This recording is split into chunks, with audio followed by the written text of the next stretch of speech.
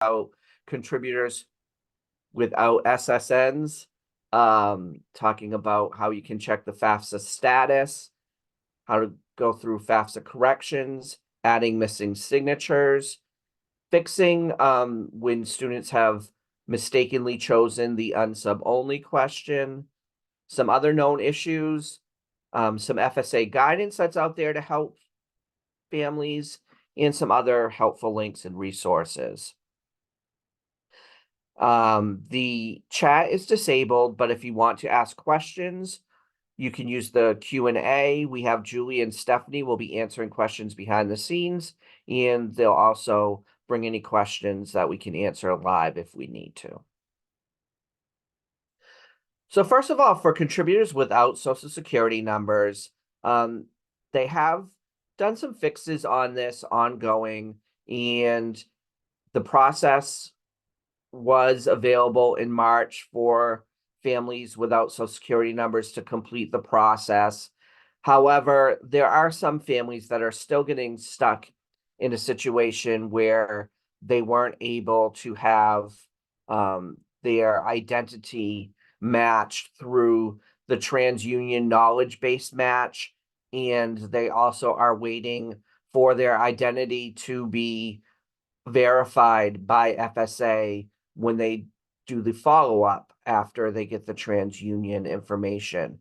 So how the process works for those without Social Security numbers is they say they don't have a Social Security number. They're given a series of questions from their credit report in TransUnion, and they have to answer those correctly on the first try. And if they do that, then their identity is matched and they can go on and fill out the FAFSA.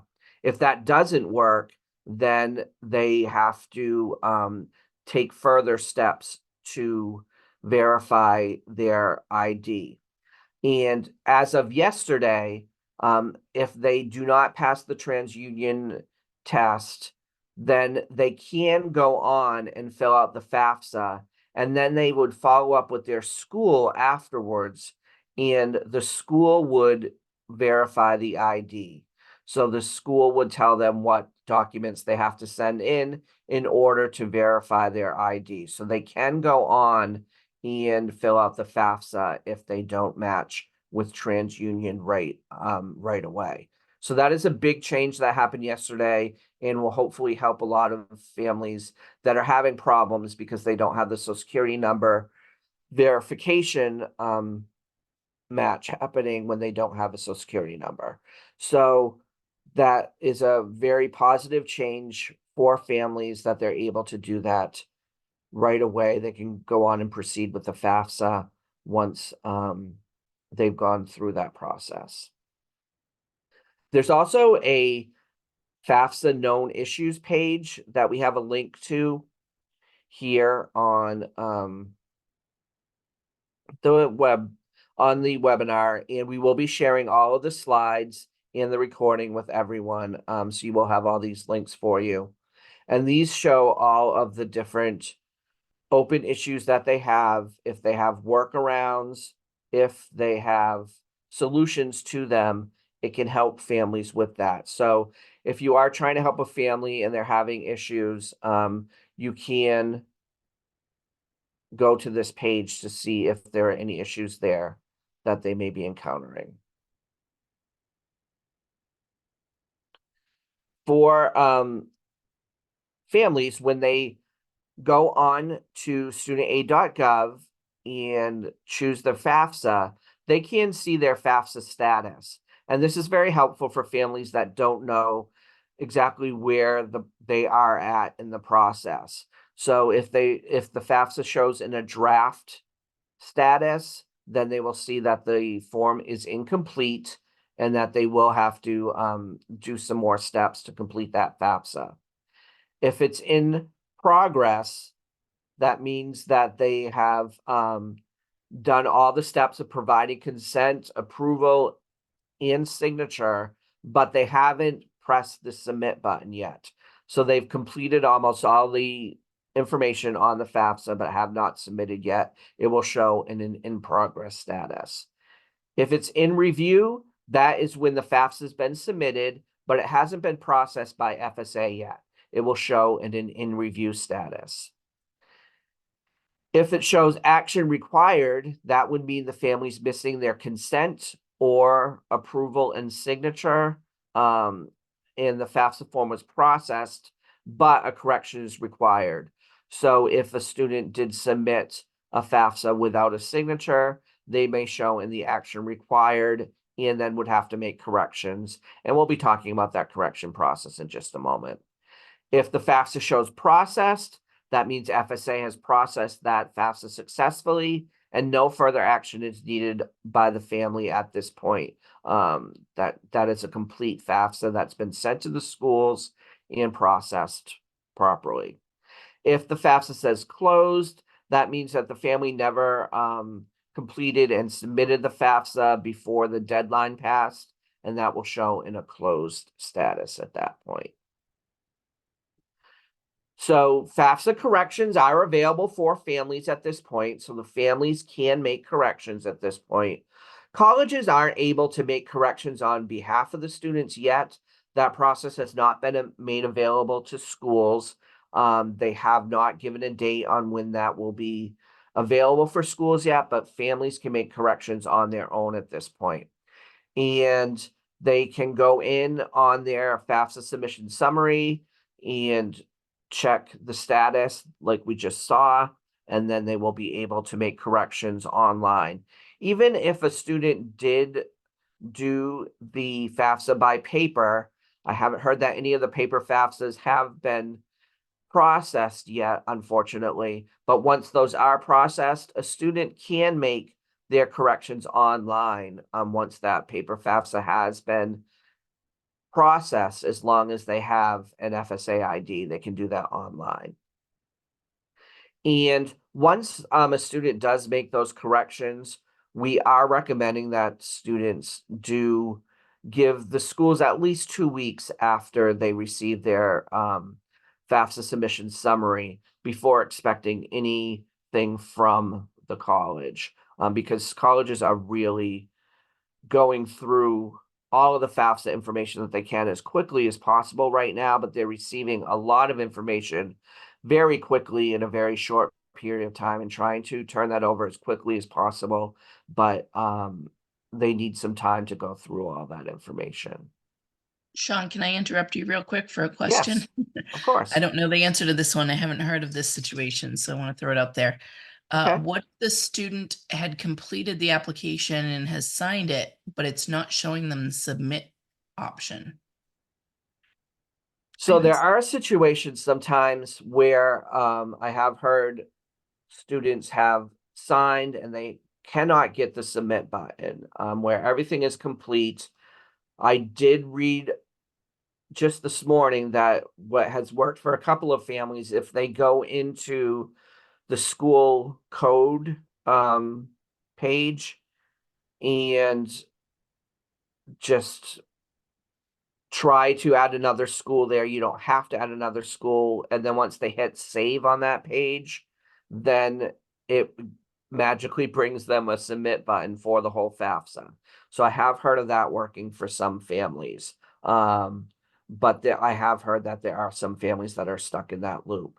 So you can try having the family do that to make a small change, possibly to the school, the college page. And then once you hit the save button there, it does give you a submit.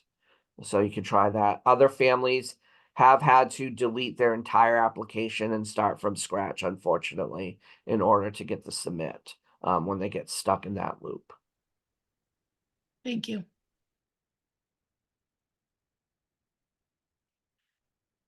So for starting corrections, what families need to do is to log into studentaid.gov, go to My Activity, select the FAFSA submission, and from there, if they are in a status that does need corrections with student actions needed, you'll see that there will be a start correction there for them, and it will show them what the errors are in the sections that need to be complete.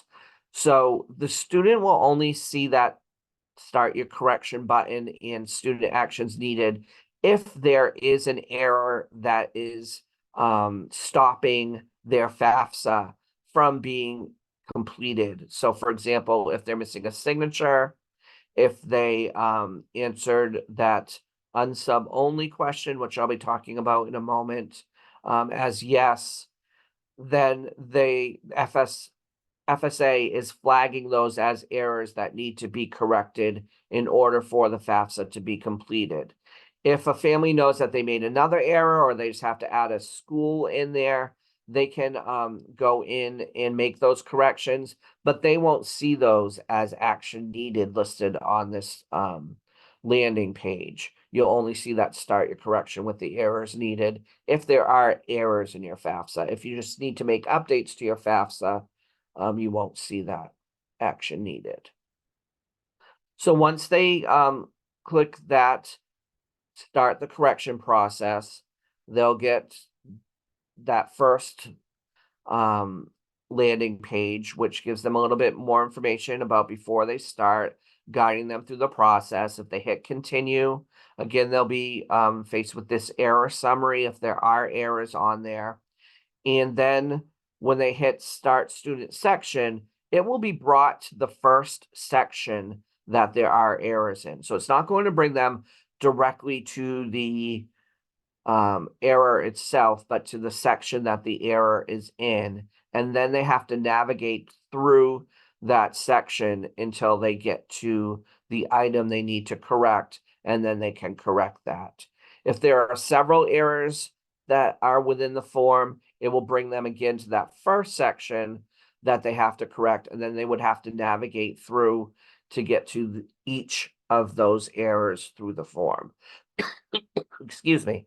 And the navigation that they're going through is exactly the same as what they would have encountered when they originally filled out the FAFSA. So it's going to bring them through in that same sequence that they would have experienced from the original FAFSA. So in this example, we'll talk about specifically if the signature is missing, what that will look like. So it's going to show them that there were errors found on their application and that a signature is needed or the student will be ineligible for federal aid. When they hit provide signature, it's going to bring them right to the signature page if there are no other errors that are needed. So if the student has other errors and the signature needed, it will bring them to the other error sections first before it brings them to the signature. But if they only need the signature, they will be given this choice to go right to provide signature, brings them directly to that page, and they can sign on that page. They choose sign and submit, and they'll see a confirmation page that the signature has been submitted, and what the next steps are for them. If a student has answered the question, do you want to apply for an unsubsidized Stafford only, as yes, and we've seen that many more students have answered this question as yes this year than ever in the past, and mostly in error because of the way that the question was worded. Students were thinking that in order to be eligible to apply for an unsubsidized loan, that they would answer yes to this question, when this question is actually only for students whose parents refuse to provide information on their FAFSA, but they do not fall into the circumstances where they are and could do an independency override, but their parents refuse to give information. They can check yes to that box and apply for an unsubsidized only. So most students have answered yes to this in error. If they did that, they can go back in and change that. What they would do is go to, again, log in, go to my activity. It will be flagging this as an error for them and showing that the section is personal circumstances. So they select start their corrections, they go continue, It's going to bring them again to the student section. Once they click to the student section, they have to navigate through a few pages until they get to the personal circumstances and reach your dependency status. Then they can change that answer from yes to no. Click continue. Then it will bring them to the invite contributors section, because now they will be able to invite the contributors that they weren't able to add in the past, because it did skip that information when they checked yes in the past. Now that they're selecting no, they can add their contributors, review changes, press continue. They'll get the notice that the contributor information is still needed. The contributors will have to log in, complete their sections. Once the contributors do that, then they will be able to submit their FAFSA. So there are known issues. Again, the known issues alerts are there for the FAFSA, and we'll provide this link for you. There was a problem with student assets were being removed when students completed a correction. That was resolved as of 4/14. So if you do know of students that were having that issue, please have them go back in. That issue's been resolved now. They can go back in and redo that correction to have their assets put back on. Applicant encounters when they started the corrections, all of a sudden the correction and the FAFSA disappeared from their activity. That's been resolved as of 4/25.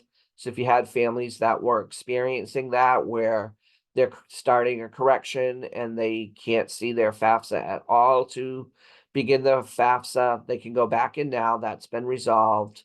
And there was also a problem for families who manually entered their tax information.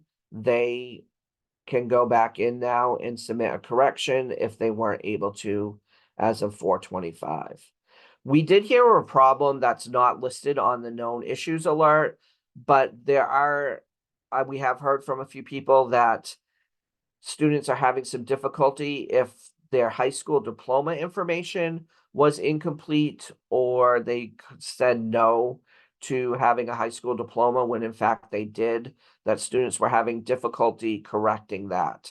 And that's been reported to FSA, but it has not shown up on the known issues page yet, and we don't know of a workaround for that. But we are hearing that that is a problem, and we wanted to let you know in case you are hearing from students about that as well. There are help instructions for families to correct the FAFSA, and there's a link here for that. And they have guidance on updating consent, adding schools, fixing an application with a wrong social security number. And they do have step-by-step instructions, just like we showed you earlier, about correcting the answer for the unsubsidized loan only question and providing a missing signature. So this is a good page to guide families to, that will help them through the whole process and show them step by step what that process looks like.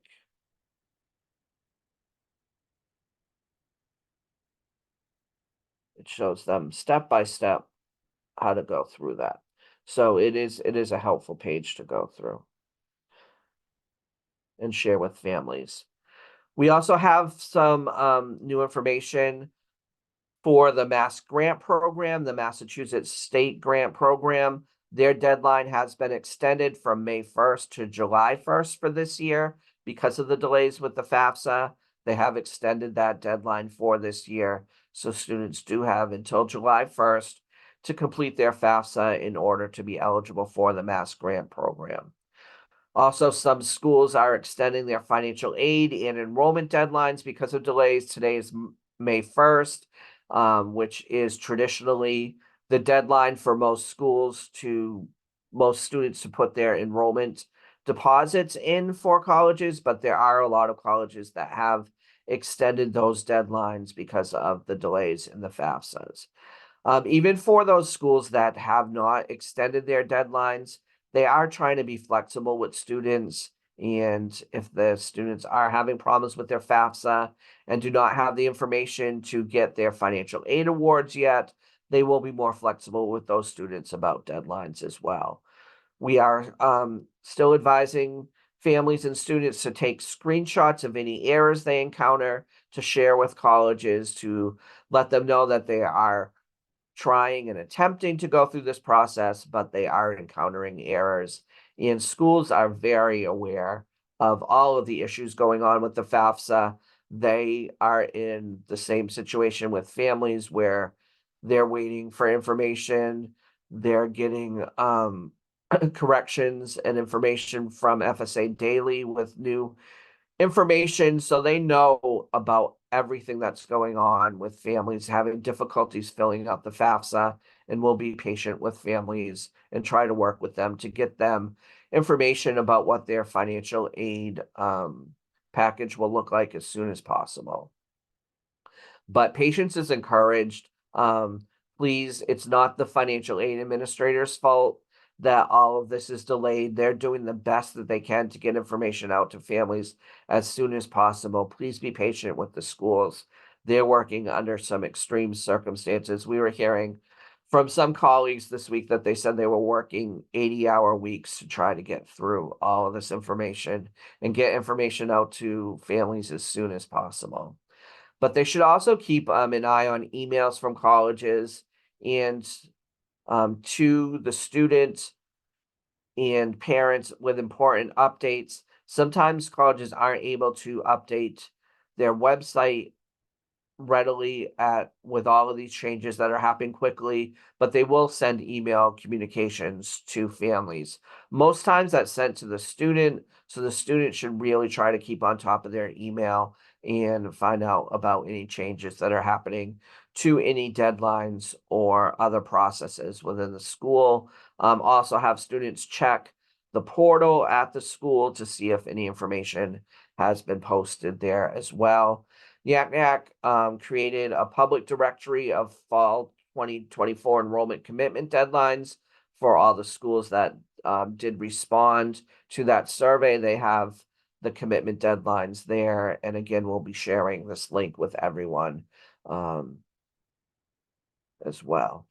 We also have some upcoming events to help families either fill out the FAFSA if they haven't done so yet, or help them through the correction process if they need corrections. There's some FAFSA Day events coming up on May 13th and May 29th. You can also call 800-449-6332 from 9 a.m. to 5 p.m. and we can help families with the FAFSA process with any problems that they're having as well. And those FAFSA Day events are live events where a family is paired with an individual counselor that can help them through their individual problems. So those are really helpful events for families that are having issues either filling out their FAFSA for the first time or completing corrections. MEFA always has resources available for families and for counselors. If you sign up for our emails, we have webinars, calculators, videos, our blog posts. We have the MEFA podcast with some great information. And again, if you call our 800 number, we're available Monday through Friday from 9 to 5 to help with questions. And families can also request a virtual appointment to meet one-on-one with someone at MEFA to help them through any problem with not just the FAFSA, but if they're having questions about how to pay for college, with any kind of college readiness, we can help with those questions, and they can request a virtual appointment to meet with someone online at MEFA. We do have a lot of guidance out there for families and counselors. All of these links will be sent to you and will be available. And we do have some other upcoming webinars as well about using your U-Plan funds, comparing college loan options, and on June 1st and July 10th. And Stephanie, do we have some other questions? So Oh, you're muted. Yeah, we do. We have questions. Right. If you can go to the last slide if you want, so they have our phone number, but, so one question we have, would you be able to clarify again what students should do in the case where the parent doesn't have an SSM, but they were able to successfully create their FSA ID? But then when they go in, the student information doesn't show up on the parent account, even though this parent was invited to fill out their portion of the student's FAFSA form. Yes. So Says there's if one workaround that they were told to delete the student FAFSA form and start a new one on the parent's account, then invite the student, but I'm not sure if that's the correct way to go. So usually when the match doesn't happen, it's a case where they can't find a direct match. So something's spelled wrong, there's a spacing error, there's a hyphen missing. It becomes a little bit more difficult sometimes to match when there is no social security number in there as well to match to, because there may be a couple of people with a similar name that they're trying to match to that don't have a social security number. So sometimes it does work for the parent to start as the student when that match isn't happening, but other times it's just as simple as going in, looking at the FSA ID information that is out there and matching that exactly. So all capitalization, all hyphens, all spacing have to be exactly as it appears on the FSA ID page for the parent for that invitation to match. Okay, Otherwise, it may not show. that's And so great. can I just push that question a little bit further? So do Yeah, you not recommend what this counselor was told as the workaround? To that start can a new work in FAFSA. some cases, but Okay. I would try first to just check to make sure all the spelling, all of that information is correct. If not, you can go that other route, and that does work sometimes as well. Um, it's just the match becomes much more difficult for someone without a social security number because they don't have that unique ID to match to. So you can imagine there may be more than one person with the same name and no social security number that they're trying to match to. And when you have a one to many, that match becomes more difficult. And that's what's causing people to be stuck in this loop sometimes. Julie had answered a question in the chat, but I think it's a good conversation to have real quick, Sean, about the upcoming deadlines. So now that we're on May 1st, so we've been saying give the colleges 2 weeks, but what if the deadline is May 1st and they just did their correction and they're still waiting to hear back from the college? Should they really wait 2 weeks if the deadline is now? Can we talk about that a little bit? Yeah, Just if the deadline is looming, I would recommend that the student does reach out to the school, and just have that conversation with the school to see what their flexibility is, what their policy is going to be around that. Schools are very busy, so they may not be able to get back immediately, but hopefully they're going to do everything they can to get back to the student as soon as possible. But with deadlines looming, I understand that students are anxious about this. We've heard from mostly every school that they're going to be flexible with students and on an individual basis, will be able to extend deadlines in a lot of cases. So I would recommend they contact the school and find out directly from someone at that school what's happening so that they're yeah, not we are losing hearing out. that, Yeah. some schools, it really just depends on the school and their systems and what's going on of how quickly they can process. Some are, that they had the profile form, so they've been getting awards out since January or even before then. We did hear, do we want to just mention what we heard about UMass, Sean? UMass Amherst yesterday? Yeah, so The we heard that delays there. they're delayed getting information from FSA so that they're having difficulties getting out information to students because of system errors with FSA. And so that's beyond their power. Yeah. And so they can't get out information to students right now, but they'll be working as quickly as possible once they do get the information, but they're in a situation where they just don't have the information they need to make awards for students right now. Thanks. We just just want to mention And that because yeah, almost and every there are other student probably has that schools, on their list. yeah, there are other schools that just their financial aid software isn't available to process FAFSAs as well because of all the changes that were made so late in the game by FSA. So it depends from school to school what their ability is to send out awards right now. Um, some have not even sent out any awards yet at all. It's crazy that we're at May 1st and this is what we're No. talking about. We do have another question here, Sean. You might be able to see it. So if another parent doesn't have an SSN, but it's not allowing the parent to create an FSA ID. It's saying the parent has a social security number when in reality they don't. Have you heard of that one? I have not.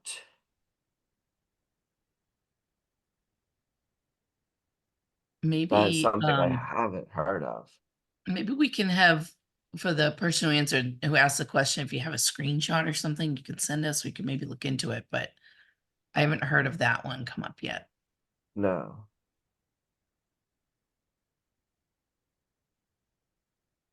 Although we continue to hear Yeah. one-offs, so we're not doubting you. No, we're Yeah. not done that, but Yeah. there are situations that I I haven't heard of that happening to a particular student, but now I'm thinking back to when they first introduced the whole process of going through the TransUnion credit check questions, that when it does get to that point and the person gives their name and address and it goes out to TransUnion, and if TransUnion then reports that they have information for this person at this address with a social security number, that an error would come back saying that they have a social security number. So that may be happening, that for some reason there is someone with that name and address with a social security number record at TransUnion. So that may be what's causing the error, but I don't know of a way to fix that. But it was just a way to make sure that people aren't just trying to bypass the Social Security Administration match by saying they don't have a Social Security number and then going through the TransUnion match. And so there's that error that kicks back when that happens. But this is the first real world one I've heard of that happened. Okay. And we've been trying not to refer families to call FSA unless it's absolutely, last resort, because we know it's hard to get in touch with them right now on the phone. But this might be one of those situations where they do have to call FSA to get that resolved. So I don't see any other questions, but we'll leave it open for a second.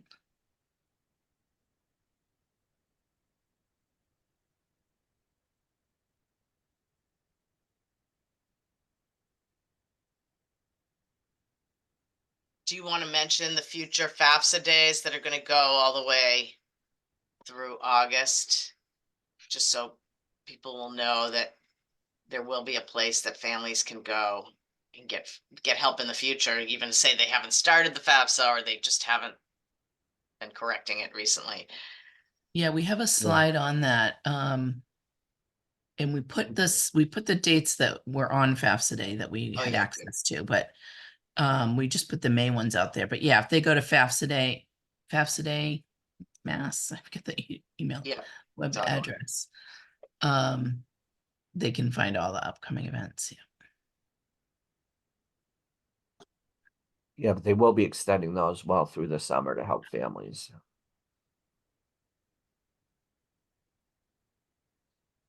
Okay, if there are no other questions, thank you for joining us, and I hope this was helpful for you. Definitely get your PDP point for the webinar. Thanks, Sean. Thanks, Steph. Have a good morning. Bye. Thank you.